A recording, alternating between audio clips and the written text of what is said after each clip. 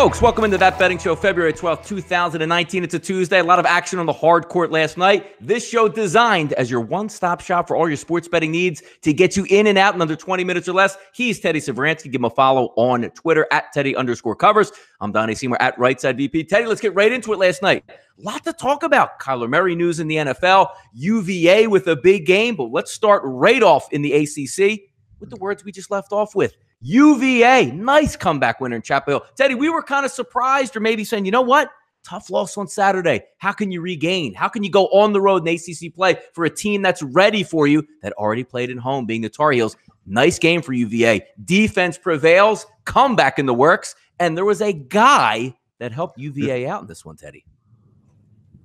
There sure was, Donnie. A guy who hit a couple of big threes down the stretch. That one even got me off the couch last night. I had a ticket on the Cavs in my pocket, and when Kyle Guy hit those back-to-back threes to clinch the win for UVA, even I got excited. Old jaded Teddy. Of course, this is all about Virginia's defense down the stretch. There was 55-48 North Carolina with just under 8 to play. At home, the Tar Heels managed just 6 more points in the final 8 minutes. That's not going to get it done. And once again, for the 4th consecutive meeting, Virginia really shuts down that North Carolina offense. Roy Williams, he's got some work to do to beat these Cavaliers. No, absolutely. You brought up a good point yesterday also. I mean, clearly stayed under the total. Again, maybe that pace a little bit, rigid to start out, but as the game goes on, you see that UVA defense certainly wear him out. Diakite played yesterday, which a lot of people weren't even sure in the morning if he's going to play, but in the advent of Twitter and the information highway, we saw him warming up, getting ready to go. Played well with 4 blocks yesterday on the defensive side. We always talk about sometimes, Teddy, in these games, maybe you need a little bit of luck on your side. If you remember a tie game, I believe it was 59-59, a Hail Mary 3-point play that came right at the buzzer of the shot clock was counted, reviewed, taken away. UVA closed the door and really showed, who's the top man on the totem pole last night, Teddy. They certainly were. And look, it's a Cavaliers team that has been a point spread juggernaut, not just this year, not just last year. We're talking about a 4 or 5 year cycle now for Virginia where they've been a legitimately elite ATS team. And even last night, with a point spread bouncing around near Pick'em in Chapel Hill against North Carolina, game on the line, late in the second half, Virginia's making the plays to win those tough road games in hostile environments and covering yet another point spread. Hey, Teddy, the NFL news cycle never ends, but it's good for us here in, the talk radio, talk TV, having continuous shows here always keeps us in the loop here. Kyler Murray spurns the Oakland Athletics and Major League Baseball, chooses football. In the summer, Teddy, before he was able to play for the Oklahoma Sooners, I thought it was a clear path to playing baseball. I thought he was crazy for playing football, rolls the dice, comes up with a hard 8. Now it looks like he's going to be a possible first-round draft pick. As we know, signing for $5 million in baseball going to give the signing bonus back, but now it looks like he's in position to make much more money guaranteed right away. Good decision, Teddy, or not a good decision here by Kyler Murray? It's what every kid wants to do. I mean, he's getting himself a whole lot of money, so I got to call it a good decision. He's a pretty darn good quarterback, certainly at the collegiate level. So again, good decision for a team like Oakland that, hey, you can grab a potential star with the, your first round pick and now you got to get your signing bonus back, but you don't get any draft picks or anything like that. Tough for A's backers, but for Kyler Murray, I don't even know that it was a hard decision. Didn't seem that way, and I don't blame him for doing what he did. No, I actually think it was a really good decision by him, Teddy, when it all breaks down. Because, again, this comes from completely changing my mind over the summer, saying, is he nuts for playing football? I thought the head football coach for Oklahoma should have just said, you know what? Lincoln Riley, sit him down. Don't even let him play. So you have $5 million in your pocket and can make much more money. But my goodness, did that season and decision work out well? How about another decision here, Teddy, that's going to impact the NFL? And that's the addition of Kareem Hunt to the Cleveland Browns before we even see any sort of penalty come down from the league on how long the suspension is going to be. But in the NFL, when you have talent, it's always going to win out. And especially if you can get cheap talent, as long as you can take that initial hit from your fan base or the NFL or even from the national guidelines or headlines that say, hey, you know what? I can't believe they signed this guy. If this works out and Kareem Hunt is healthy, this is a nice little bolster to that Cleveland Browns roster for the second part of the year next year. Oh, I mean, they've got a good-looking running back core. They've got a good-looking roster to begin with, and Kareem Hunt's certainly a unique talent. The question is, are we going to, I'm personally not going to post judgment on the Cleveland Browns for signing a player that probably 31 other teams would like to have on their roster. Everybody makes mistakes in life. I've made them. You've made them. Whoever's out there watching us has made them. Certainly, as young men, everyone makes mistakes. I don't begrudge a kid for making a bad mistake and getting a second chance. No, I don't either. And it's going to come. And look, he's going to be under heavy scrutiny as well. One of those, like we like to call it, like a zero tolerance policy. You look for, because we don't know if he's going to get any more endorsements down the line. We don't ever know if he's going to get another big contract down the line. But he comes in, he's the good soldier. I've seen it right here in Philadelphia. There was no more turmoil when Michael Vick got signed by the Philadelphia Eagles. I'm giving up my season tickets. We're not going to, do this or that. Michael Vick has been on the straight and narrow after he got out, paid all his debts to society, and has lived with it. If Kareem Hunt can do that, more power to him. That's what the American system is born on there. We'll keep an eye on that. But we're looking at wins and losses here, Teddy. Certainly, you're not going to take on a kid that doesn't have talent who might be able to ring that bell in the front office and say, hey, it's going to cause some turmoil here. This kid should be able to play. So you got Duke Johnson in the backfield, Nick Chubb in the backfield, and now the addition of Kareem Hunt to go along with Baker Mayfield. Things might be looking up a little bit here for the Cleveland Browns, Teddy. But on Monday night, last night in the NBA, a lot of stuff was going down, Teddy. James Harden, like, I've almost lost track of this, and I was amazed to see it still continuing. 30 straight games for James Harden with 30 or more points. And also Russell Westbrook, no stranger to the triple-double, gets his 10th straight moving into the record books. Amazing stuff going on in the association, Teddy. So, I mean, I'm literally at a loss for words for what these two guys are doing. This has been as impressive as it gets as an NBA fan. Not so bad as a bettor either. Certainly, if you're backing Russell Westbrook, he's been making you money of lately. Of the two, look, Harden's step back is incredible. Harden's ability to score is incredible. Harden's ability to draw fouls is incredible. But I'm telling you, what Westbrook is doing outside, and again, Oklahoma City's not the major market like Houston is.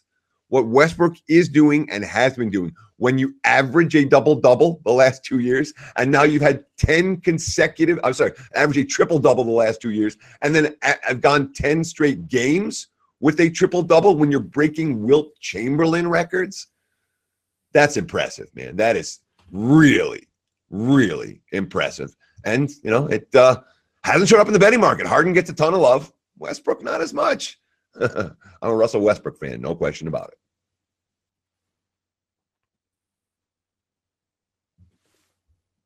Still there, Teddy? Yeah, I'm right here. No, yeah, we've just been fading in and out there for a couple seconds there, but we'll keep it moving right here. I got the gist of it there, Teddy. Big things going on in the NBA. Overnight line movers, as we like to take a look at, and if you haven't been doing so yet, Teddy, please tell them, where's the best place to check these lines out overnight, Teddy? I can't seem to remember. Do you remember? Yeah, there's, first of all, we talk about sportsreview.com. There's SBRodds.com. Live odds, every sport, sides, totals, first halves, whatever you need. It is a good product. I have no problems recommending that product. And more than anything, be aware of what the markets are before you make your bet. I'm never going to make a bet on my phone without knowing the bigger picture of where the markets are and where they're moving. SBR Odds certainly offers that ability.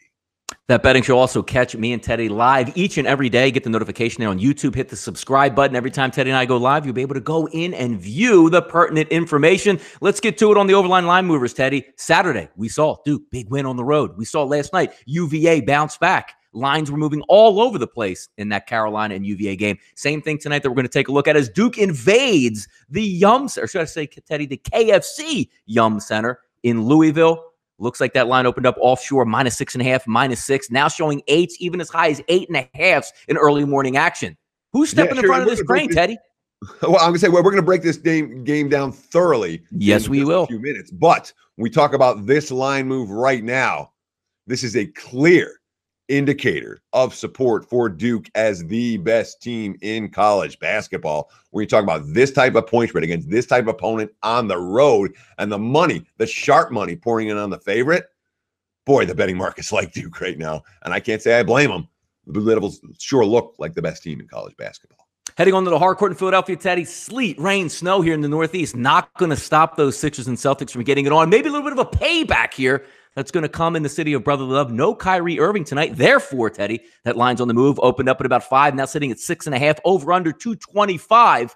Some interesting stuff in Philadelphia. But look, no surprise here. If you're going to get a Philadelphia team that looks as good as they did the past 2 games, you're going to get a Celtics team, Teddy, that's struggling over the past couple of games. And now without Kyrie, no brainer. This line's moving up, right?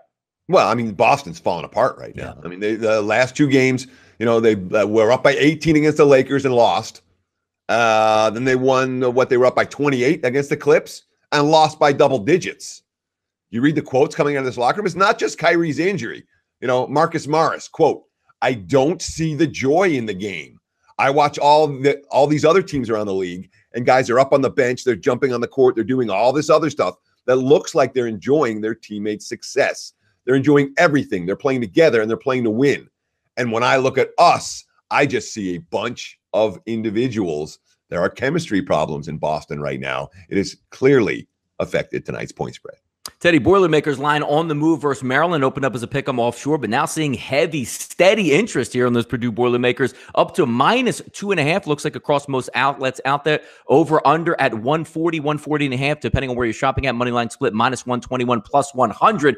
Can those Terps at home bounce back? Or you know what? Do you agree with this line movement here early, Teddy, to Purdue's favor? Well, certainly Purdue's been really good against the number of late. They've covered 7 of their last 8. And the only game they didn't cover, by the way, they were like -11, 11.5 against Minnesota, and they won the game by 10. So they didn't cover by less than a bucket, which tells you, this is a Purdue team that A, is playing well now, and B, has been undervalued by the marketplace of late. All that being said, boy, when you look at the profile of the defensive-minded home dog, Maryland fits that profile very, very well. No surprise here if this is a one-possession game in the final minute, which means I'm probably not interested in the laying points at the current number. You got to pick them with Purdue. Well done. -1, well done. -2.5, not so well done. And of course, there's been a little bit of, I call it sneaky over money in this ball game as well, after some initial under money drove the line down. Watch what you bet tonight. Some big-time action across the NBA and college basketball. We'll get you set and ready for here. SEC top 25 battle in the state of Kentucky. Look, Louisville and Duke are playing in the state of Kentucky. Let's not leave the SEC out here. LSU is going to travel down and make this game 7 p.m. in Rupp Arena. If we take a look at the early line movement, opened up, Teddy, as high as 9, 9.5 in some outlets, but down to 8.5 right now. LSU 5-1 straight up on the road, 4-2 against the spread. LSU, Teddy, even better as a dog, 4-1 ATS. What are we looking forward to? Looks like this young team from Kentucky, Coach Cal's got them going in the right direction here. He sure. I mean, the upside for Kentucky is national championship. I mean, they have that level of talent on their roster, and they've certainly played their best basketball since the start of SEC play. The Wildcats over the last month have been an elite championship contender. All that being said, LSU is not a team I have any rush in stepping in front of, especially in this underdog role, especially on the highway. You want to talk a team that has not just been finding ways to hang tough, but finding ways to win in straight up on the highway in SEC play? That's the LSU Tigers. Straight up wins at Mississippi State, Missouri, A&M, Ole Miss, Arkansas. That's 5-0 straight up, 5-0 ATS on the road. Now, Kentucky's better than all those teams. They're a lot better than all those teams, except for, Mississippi State's pretty good. But the rest is not. Those aren't elite juggernauts that LSU is beating on the highway. But the last 2 years, the meetings have been decided by 3 and 7 points, although worth noting, LSU was plus 25 when they lost by 7 right on this floor 2 years ago. So from a betting market standpoint, Tigers really starting to gain respect. We're seeing it when we look at the historical numbers versus this point spread this evening. All that being said, LSU's a tough out. They are not a team I have any rush, any interest in standing in front of, but know that Kentucky has the ability to put this game away at some point if LSU can't continually pound the ball down low into their big men and get good looks by the hoop. From one side of Kentucky, Teddy, to the other, Duke, as we just said, is going to invade the Yum Center here. We'll see what interesting things take place. But when we're looking from a betting strategy and standpoint, it's not so much, Teddy, Duke just winning the basketball game. That's not what we need, even though they are a perfect 5-0 straight up away from home in Durham. But if we're taking a look at 4-1 against the spread, they're certainly making you money, made you money on Saturday versus UVA if you did pick up that ticket as well. Duke is also 3-1 against the spread when favored on the road this year. So cashing tickets is certainly what they do. Taking a look from a Louisville perspective, 6-2 against the spread this year at home. Teddy, 7-4 against the spread versus ACC foes. This is your consummate tale of what do we think is going to happen and what do we think is going to take place. Does Duke, after that huge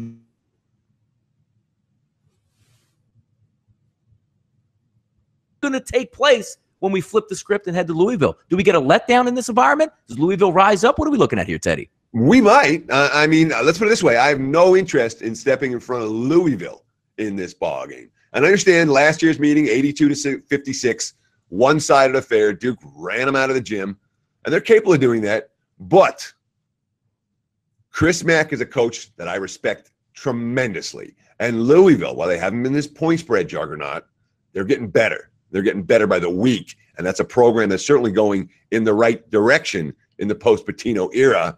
And you look at Mack this year, what is the constant of Chris Mack's teams? They are tough as nails. You want them in the underdog roles. This year, at +3 or higher, Louisville's been in this role 8 times. They've cashed 6 tickets at +3 or higher underdogs this season. 6-2 ATS in that role. Yum Center, all right, it's not what it has been at times, which is as an elite college basketball home court as you can find at times. Maybe not this year. It hasn't been that strong, but I do think they're going to give Duke a battle tonight. And Duke's going to cover this game. They're going to have to hit free throws down the stretch if they don't get knocked off outright. I like Louisville plus the points in this one. There you go. We'll see if they bounce back and can pick up that victory, or how's Duke going to respond there with Coach K. Moving over to the hard court in the NBA, Teddy, the Warriors, otherwise known as the Money Burners, are on the court and also taking money. No surprise, Teddy. Looks like we opened up at 8.5, somewhere 9s offshore, but looks like it's settling right in around that 9.5, 9 number, over under 226.5. But when you look at Golden State, always the more talented team, but can they cover? Certainly haven't been putting money in bettors' pockets who have been backing them throughout the season. If we take a look at the Jazz coming in 14-13 straight up on the road, so they are being competitive, but still a 13-13-1, almost a coin flip when they cover. But the one thing's for sure here is if you continuously back those Warriors, you ain't making any money, Teddy. Can they make some money tonight? No. Well, of course, they can make money tonight, but over the long term, there is no possible way. If you say, I'm going to bet the Warriors in every game, you will lose. And if you bet against the Warriors in every game in the regular season, I expect you to continue cashing more than you don't. Is it going to be an enormously profitable strategy? Maybe. It's been pretty profitable so far this season. And again, Golden State back-to-back wins in which they were trailing by at least 17 points. They were 17 points down against Phoenix on Friday, came back to win the game. They were 19 down against Miami. Cousins hit those 2 free throws with 5 seconds left, and they won the game by 2. This is Steph Curry quote. We talk about how good this lineup is, and Green and Durant and Thompson and Curry and Cousins, and, best lineup in NBA history and yada, yada. Quote, still a feeling out process in terms of lineup and just understanding what we were trying to do every possession. We will correct it. Of course, 1-4 against the spread the last 5 ball games, continuing to cost their backers money. Meanwhile, Jazz are now 12-3 their last 15. 5-0 against the spread their last 5 against Golden State. They have given the Warriors fits in recent meetings. Both meetings, last 2 meetings have been, down to the wire, one-shot affairs at the end, one-possession games. Ricky Rubio, post-trade deadline. There was a lot of rumors about Utah going for Mike Conley from Memphis. They didn't get him. They didn't make any big deals. Rubio's quote, "We have a great group of guys, and I've never been on a team like this. We have each other's back." He also, I think there was more to that quote. But the point was, there was. There was more to the quote, but the concept of that he was saying was that it's not always about making a deal. Sometimes not making a deal makes the team better.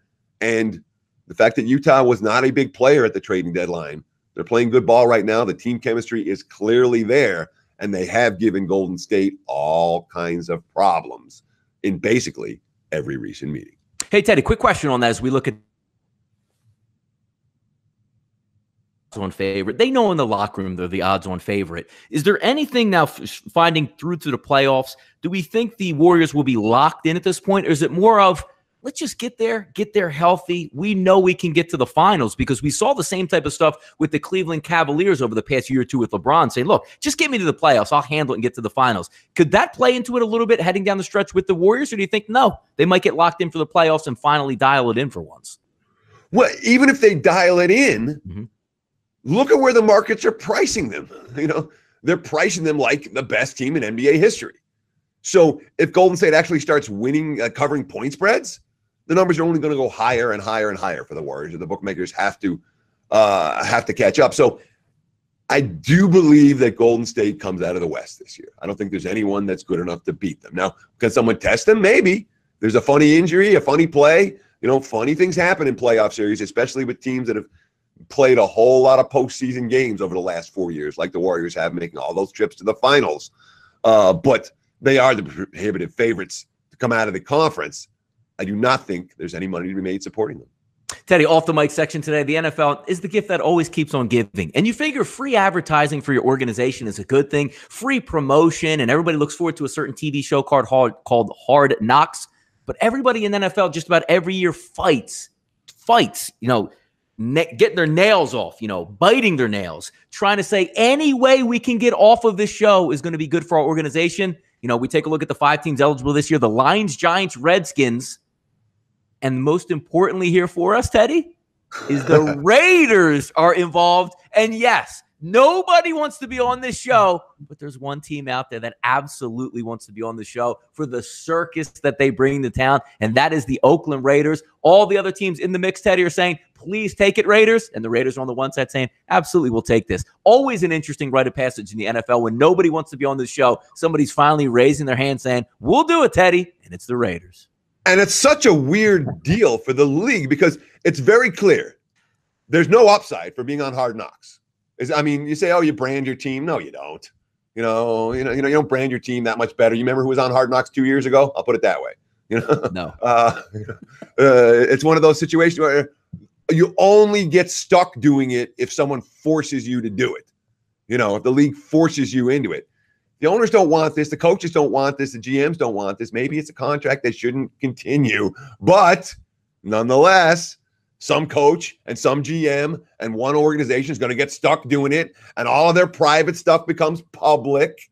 And all of their private meetings and private personnel issues become public. It's terrible for whatever team gets it. I don't blame any team for not wanting it. It's not the best way to win. And I'll tell you this, New England Patriots ever been on Hard Knocks? Ever. I'll just leave it at that. That's what a winning organization is. Oakland, absolutely. I completely agree with you. Not so I much. love it. That whole circus, Teddy, is coming to town for you there in Las Vegas to pay attention to over the next couple of years. If they ever make it there, then that traveling circus is certainly going to be one thing to keep an eye on here. As Antonio Brown just said a few moments ago during the show, he tweeted out live, it's time to say goodbye to the Steelers. It was a good run. It's never time to say goodbye to that betting show with Teddy and Donnie here. Join us tomorrow. We'll bring it to you again. He's Teddy Savransky. Give him a follow at Teddy_covers. I'm Donnie Seymour at Rightside VP. It's been that betting show for February 12th, 2019. On Wednesday, we'll get back at it again. Good luck and cash your tickets tonight, folks.